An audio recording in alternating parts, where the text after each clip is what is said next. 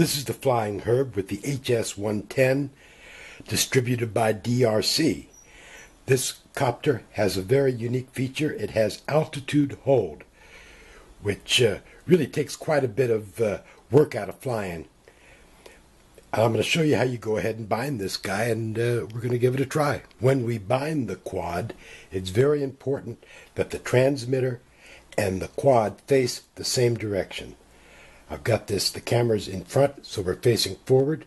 The first thing we do is we turn on the quad, and the lights start to blink.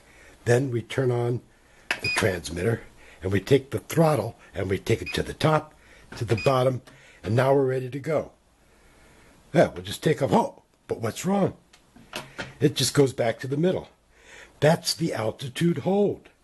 In order to take off with a copter that has altitude hold, we would push the auto takeoff button, which is also the auto land button.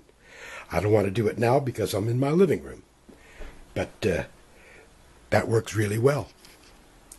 And then it'll take off, and it'll go to about 3 feet and just sit there and wait for you.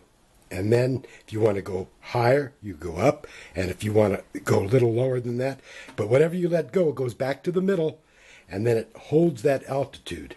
And it does that very smoothly, as you'll see from the videos. On the right, we have the auto land button right here, and the auto takeoff button. And below that, we have the return to home. This is why it's very important that you have the transmitter and the quad facing the same direction, or else the return to home will not work. On the left, we have the speed. We have 4 speed modes, and as you see, it lights up, and we can adjust it from that.